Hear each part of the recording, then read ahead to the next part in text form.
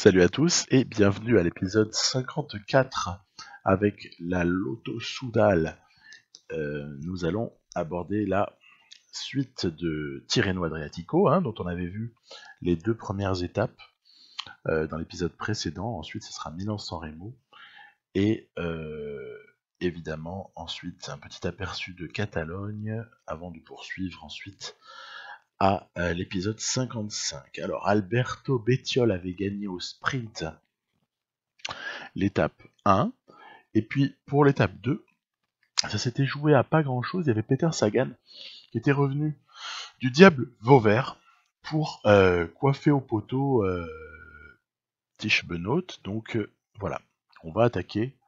Là, c'est parti, l'étape 3. Alors c'est une étape qui semble ne pas contenir de difficultés majeures, mais je décide tout de même dans la dernière bosse là de durcir pour éventuellement, toujours pareil, fatiguer ou éliminer certains protagonistes potentiels du sprint d'arrivée, donc toujours l'histoire d'essayer de faire une petite sélection. Puis au passage, en fait, Van Aert s'échappe, pourquoi pas. Donc on sait jamais, ça peut terminer en costaud aussi si les échappés sont pas repris.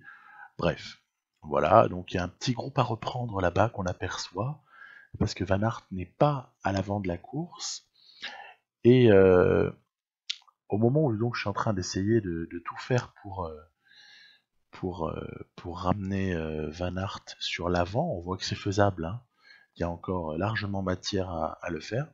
Aïe aïe aïe, que se passe-t-il?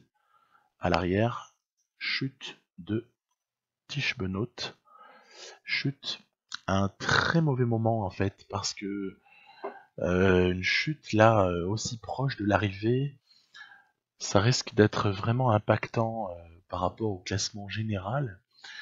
Et comme j'avais commencé à vous en parler à l'épisode précédent, ce Tirreno Adriatico sur parcours comme ça 2010, c'est une très très jolie course. C'est vraiment une course très très difficile, notamment en raison de la difficulté des étapes 4 et 5. Alors à l'avant, on a failli gagner. On a failli gagner. John Degenkolb fera juste troisième. Et puis, oui.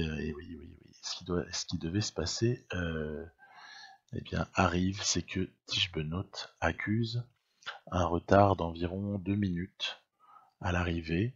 Ça n'augure rien de bon, parce que au niveau du classement général, donc si Bettiol garde son maillot, bien sûr, ça nous met en difficulté, parce que ni Bettiol ni Van Aert n'ont la capacité pour affronter l'étape 4 et surtout l'étape 5 qui comporte, bien que classée en vallon, comporte en fait des endroits qui sont de type montagne. Et en pagaille, vous verrez que le relief il est assez terrible. Du coup, je suis obligé de me résoudre à essayer d'entamer une folle remontée au classement général avec Tish Benoît. Et donc pour cela, je ne vais avoir de cesse que de faire travailler tout le monde, quitte à perdre des positions au général, au niveau de Van Aert, au niveau de Bettiol, qui sont pas mal placés, mais ça n'est pas possible de maintenir ce classement-là jusqu'à la fin, d'après moi. Et du coup, et oui, il y a Hirschi aussi qui est là pour filer un coup de main. Du coup, on va essayer sur cette étape très longue, qui fait près de 240 km. Elle est phénoménale, étape 4. Là, c'est une vraie classique. C'est une vraie classique. C'est un parcours qui est vraiment sensationnel. Je trouvais ça très très difficile, je trouvais ça vraiment sympa. Et donc l'idée étant d'essayer de faire éclater un peu certains favoris. On a vu il y avait du Uran, il y avait du Nibali, il y avait du Christopher Froome. Voilà, il y a pas mal de concurrence. Surtout comme ça, il y a du Moulin aussi, mais du Moulin il a pris un petit éclat à la base. Et donc, ben voilà, je vais essayer comme ça de faire partir Tige Benoît comme dans une des dernières difficultés en l'emmenant par Alberto Bettiol.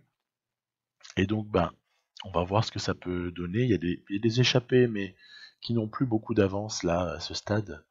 Il y a des échappés qu'on aperçoit. Un échappé d'ailleurs, pardon.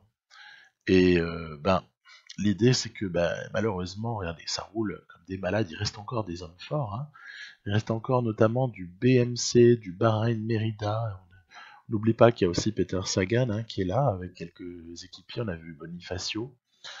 Il y a des gens qui ont de l'endurance encore présents sur ces étapes-là. Attaque de Uran, Sagan, Jungels, Mollema. Mais Tige Benoît a réussi à prendre la roue de Peter Sagan et donc par là même est en course pour éventuellement essayer de remporter cette étape. Alors on a bien compris qu'il ne va pas gagner 2 minutes. Regardez, voilà, tout le monde est là. Mollema, Jungels, très très proche de Benoît. On se demande même à ce moment-là qui peut bien gagner l'étape. En fait, c'est Tige Benoît qui la gagne, mais ça s'est vraiment joué à pas grand-chose. Puis vous voyez, les positions sont extrêmement serrées là entre les gens qui sont en fait les favoris. Au général, on aperçoit Froome là, qui vient de passer la ligne avec son maillot totalement dégueulasse de la Bing National Bing ou je ne sais plus quel sponsor loufoque. Je me demande même s'il faudrait peut-être pas que je remette Sky en fait dans l'éditeur du jeu parce que les maillots sont moches. Puis je pense pas que Sky se destine à lâcher le vélo comme ça. Je trouve ça vraiment dommage. Bref, je pense que je vais éditer et puis on va retrouver nos Sky comme d'hab. Et donc, on aborde l'étape 5. L'étape 5, vous avez vu le profil, on aurait peur d'y passer le doigt tellement on aurait peur de se couper en fait sur ce profil. Tellement c'est dentelé, dentelé à l'extrême. Donc d'ailleurs c'est marrant parce que le profil que je vous ai montré juste avant, qui était le profil officiel de Tirreno, il apparaît pas du tout comme ça. Il y a vraiment une certaine différence. Hein. Là encore, plus de 200 km sur cette étape. C'est vraiment une étape terrible. Hein. Terrible, terrible. Il y a notamment là, cette première difficulté du jour là, qui a été très très difficile, assez sélective. Et puis donc, ben, j'avais essayé d'appliquer mon plan qui est de positionner quelqu'un à l'avant. Quelqu'un à l'avant, j'ai nommé Marc Hirschi, qui avait suffisamment de retard pour qu'on lui donne la permission de s'échapper. Mais à chaque fois que je vais attaquer avec Tige Benoît, il va se trouver ben, des gens qui sont concernés par le général. J'ai nommé Uran, j'ai nommé Nibali, beaucoup d'efforts de Nibali. Hein. Mais on a même comme ça du Teuns, on a du... Alors, Yenao comme équipier de Froome, hein, bien sûr, pour aider et pour finalement faire que ça rentre, quoi. Hein. Donc, je trouve que le paysage est très très joli. Les gens qui ont fait cette carte, on se croirait un peu en Amérique du Sud, mais à part ça, c'est vraiment magnifique. Euh, Vraiment une étape vraiment incroyable. J'ai vraiment adoré la jouer. J'étais vraiment content. Je n'avais jamais joué ce profil Tirreno 2010. Vraiment génial, super sympa.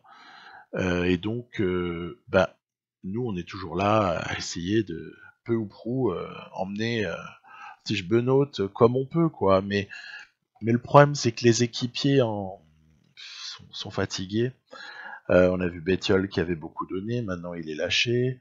On a Hirschi, mais à qui il ne reste plus grand chose. Et du coup, allez, je décide d'y aller au panache. Benoît va attaquer.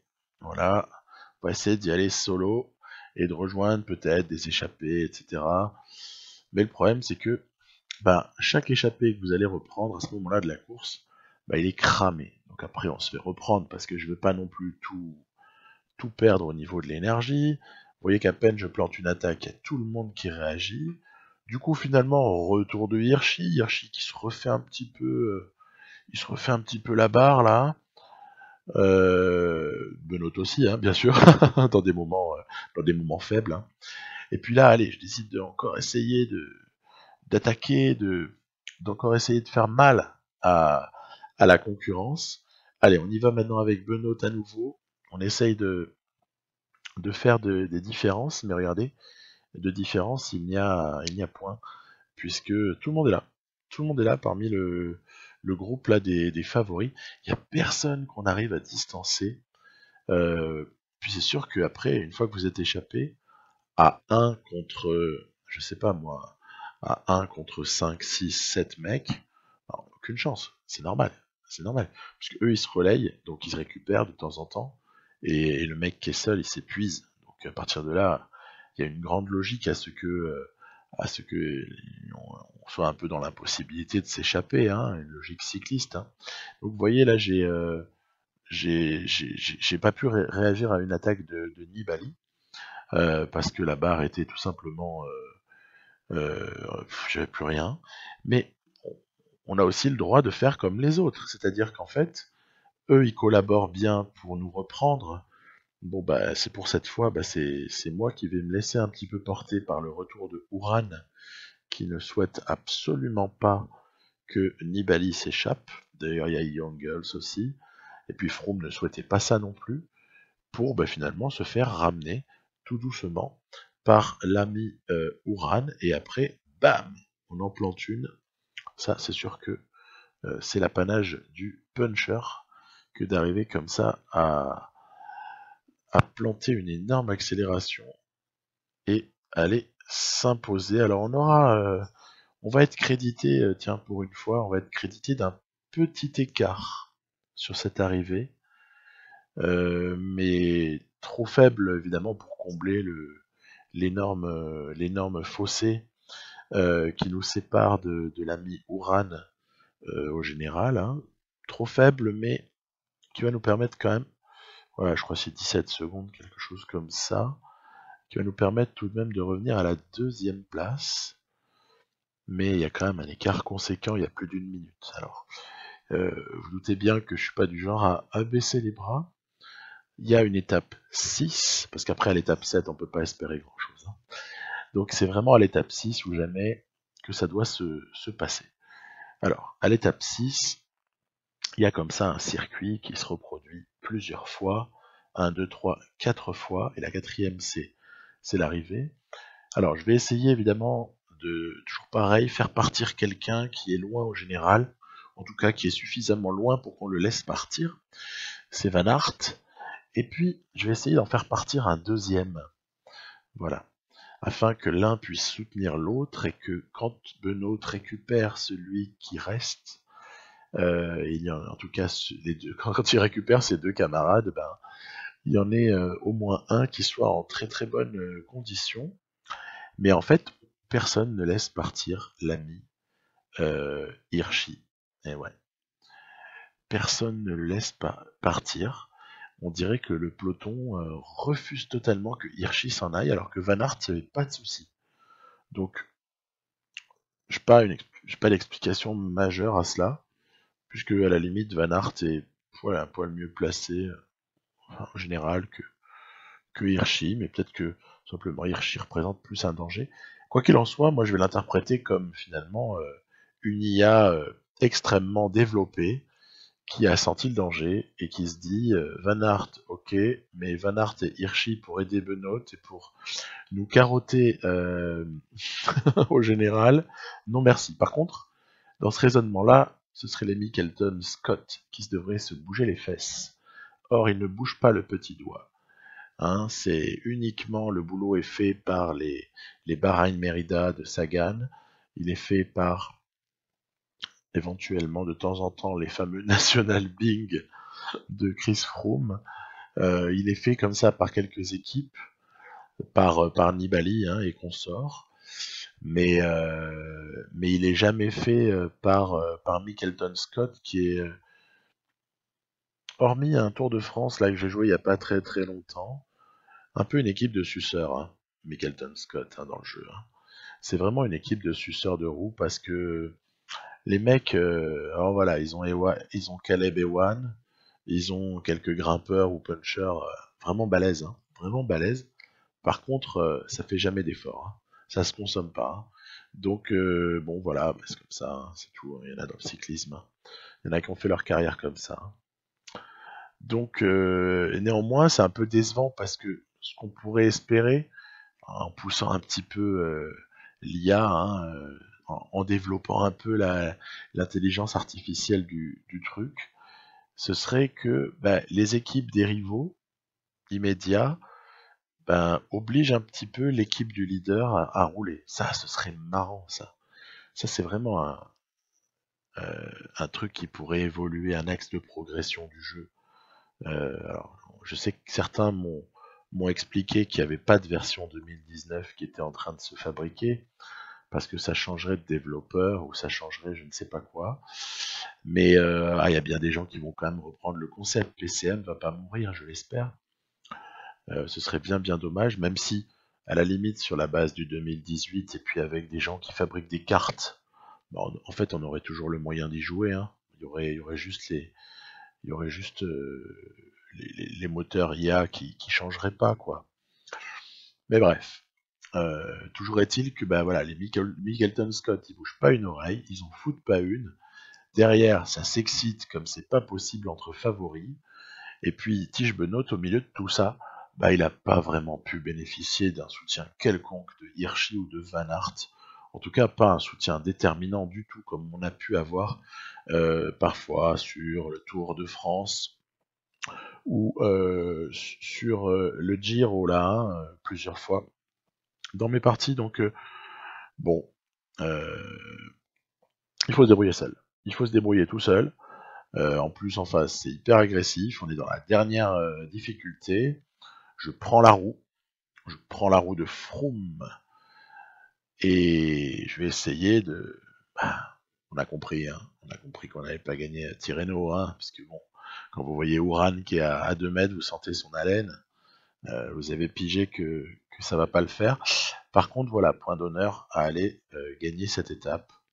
Donc, ben voilà, on va peut-être pas gagner Tirreno Adriatico, et c'est vraiment un coup du sort, hein, pour le coup. Mais ça fait partie. Ça fait partie. Ça, c'est des trucs que je trouve à la limite réalistes. Oui, une chute, ça fait partie. Y a pas matière à râler, il y a matière à quoi que ce soit. Il y a juste matière à accepter.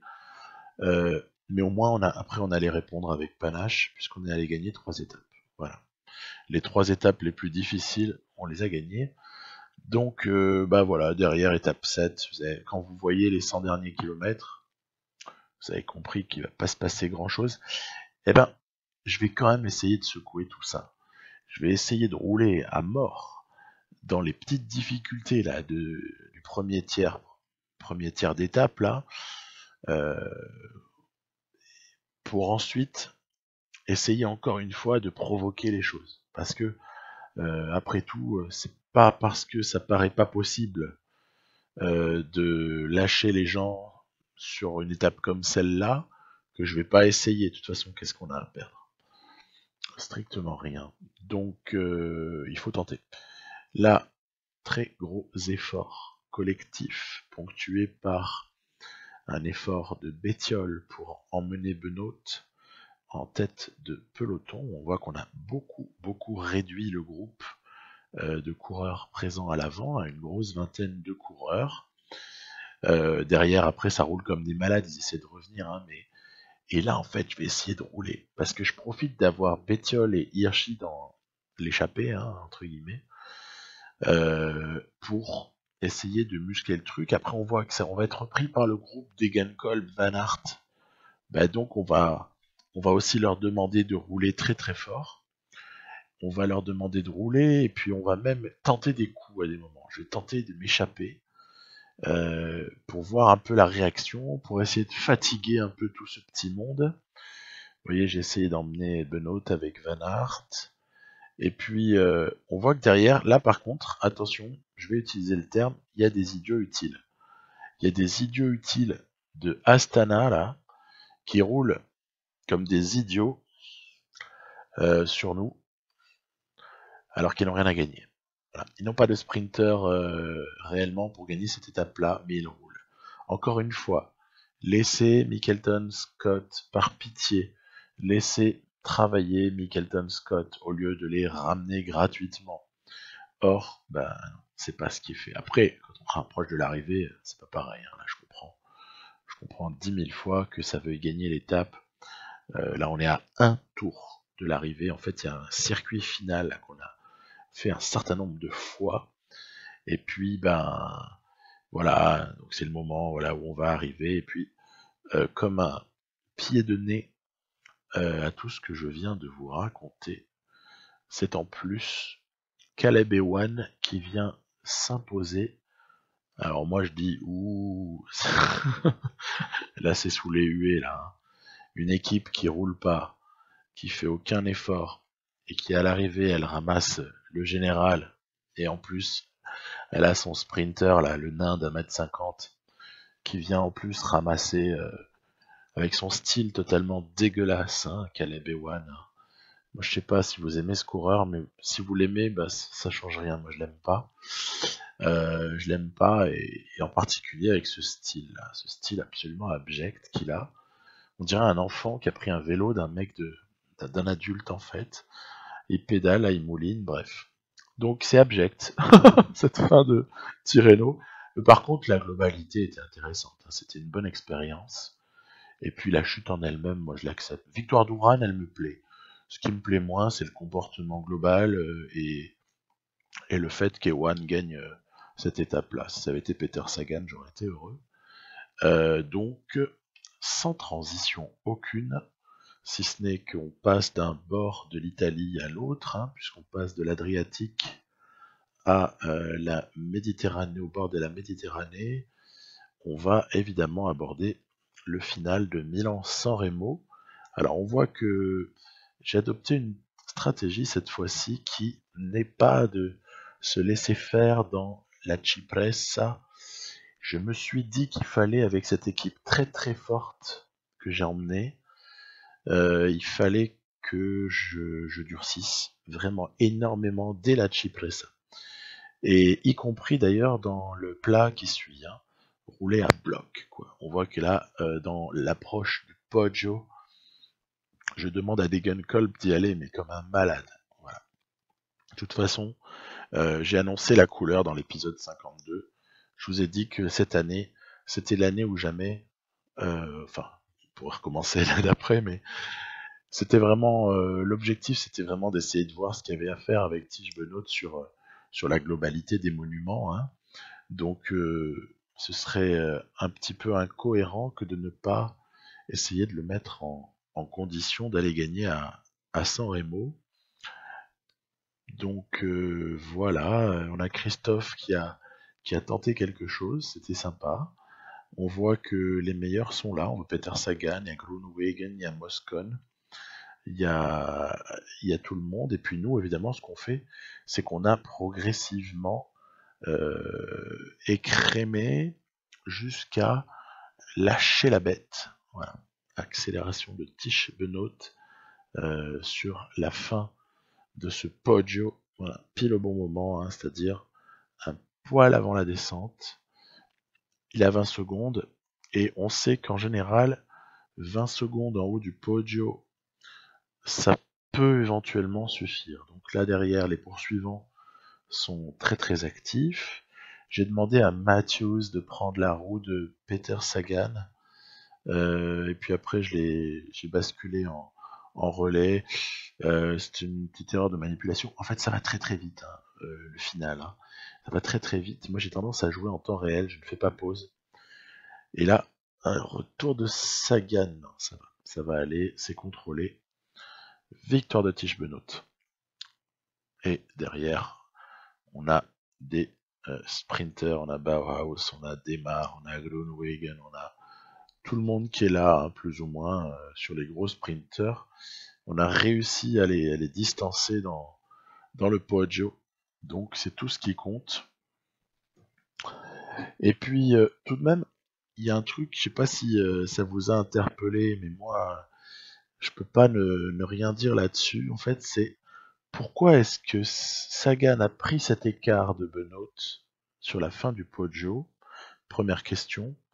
Et deuxième question, comment il a fait pour remonter 20-25 secondes comme ça, juste, sur le plat et dans la descente. Alors, euh, on va essayer de répondre à la première question sur le replay de la course. Donc, Wellens, parfait. Et là, à ce moment-là, on stoppe l'effort. Ok, tout s'explique. En fait, il s'est produit un truc juste génial. Génial quand on est de notre côté, abominable quand on est du côté de Peter Sagan, évidemment. C'est cet écran posé par Tim Wellens, posé par posé par Michael Matthews. Je me marre parce que écran hein, au vélo, hein, c'est pas courant. Donc on a posé un écran sur Peter Sagan. Bon après lui par contre il a l'énergie du désespoir pour rentrer. J'ai même cru qu'il allait gagner, hein, pour être très franc. Et puis finalement quand même, le principe de la barre jaune et le principe de la barre rouge ont fait que Tige Benoît l'emporte parce que sinon il faut m'expliquer, c'est-à-dire que Sagan il a une double barre. Puis là vous voyez les notes des sprinters actuels là, elles sont énormes. Hein. Du 83-84 là pour un certain nombre d'entre eux. Je passe sur le 83 en accélération d'Alaphilippe, c'est énorme. C'est énorme. Il y a vraiment des mutants avec nous, en tout cas en concurrence de nous. Ah, ça fait que renforcer l'intérêt de la partie, hein, quelque part. Et puis, allez, un petit tour en Catalogne. J'ai dit que je le jouais cette année. On a choisi le parcours 2017. Et en cette première étape, comment voulez-vous que je fasse autrement qu'essayer de préparer le terrain d'une victoire, en tout cas, essayer de mettre en meilleure situation possible Michael Matthews, évidemment, c'est notre sprinter star. Elle est pour lui, hein, elle est pour lui celle-là. Hein. Je pourrais aussi l'ambitionner avec un Wellens, mais quand on emmène Michael Matthews, si on n'essaie pas de lui faire gagner cette étape-là, c'est à désespérer de tout. Donc je l'emmène et je l'emmène pour gagner. Voilà, pour gagner l'étape, hein. Qu'on soit d'accord.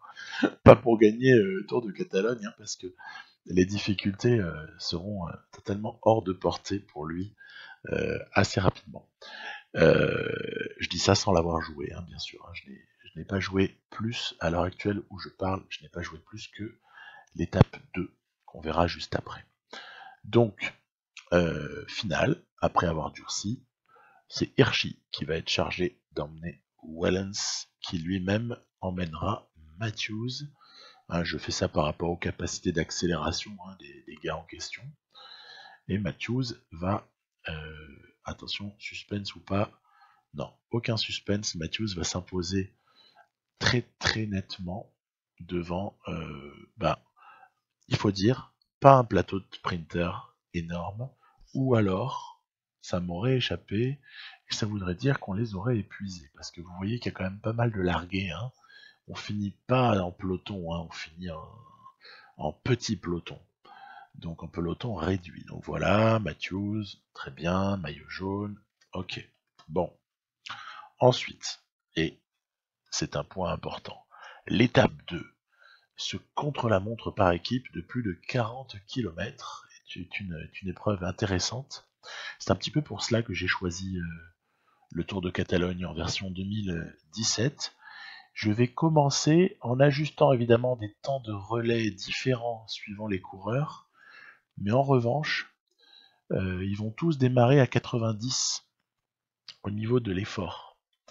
Effort à 90. Vous savez que quand c'est des prologues ou quand c'est des contre-la-montre par équipe d'une vingtaine de kilomètres, je mets 99. Là, j'ai fait une petite décote. Je me suis dit, allez, 90, ça pourrait être pas mal. Et en fait, on va être assez vite fixé en regardant le premier intermédiaire. Donc, je vais les appeler Sky, avait le meilleur temps juste avant qu'on passe. On a le meilleur temps à cet intermédiaire 1.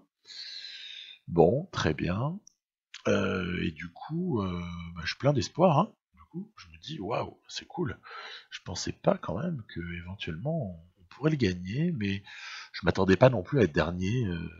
Bref, intermédiaire. Quoi. Je m'en pensais à un top 5 vers là. Et donc, on va arriver au deuxième intermédiaire. Ah oui, pas pareil. Pas pareil, on a pris cher. On a pris cher entre le premier et le deuxième intermédiaire. Oui, pas pareil du tout. Donc c'est pas trop grave, hein, après tout. C'est pas grave, mais on va voir un peu comment est-ce qu'on termine. Ce serait quand même bien de ne pas prendre un éclat, sinon ça rendrait la fin de ce Tour de Catalogne un petit peu moins rigolote. Et on voit qu'on va passer, voilà, on va arriver à ce moment-là, troisième. En fait, il y a Movistar qui va venir s'intercaler. Bon, victoire des Sky. Lotto Soudal, quatrième. Bon, ça va, ça va. Le temps concédé n'est pas énorme. Tim Wellens et Marc Hirschi sont à 1,20 de, par exemple, Bernal, hein, en lequel on peut voir un rival sérieux. Chris Froome, il est à 4 minutes de Bernal. J'ai pas trop compris. Je crois qu'il a pris un éclat en fait sur la première étape. Bref, bizarre. Donc tout va se jouer principalement à l'étape 3 et à l'étape 5. Faut être honnête. Parce que les étapes 4, 6 et 7 sont des étapes qui peuvent être contrôlées. Par contre, la 3 et la 5, c'est plus délicat à contrôler. Je dirais, à plus forte raison, la 3. La 3. Donc voilà, ce sera ce par quoi on démarrera l'épisode 55. Et évidemment, on s'occupera aussi de classiques flandriennes. Hein, c'est évident, c'est le moment de la saison là. Super excitant où le bon vieux pavé se rappelle à nous. Je vous dis à très très bientôt. Bye bye.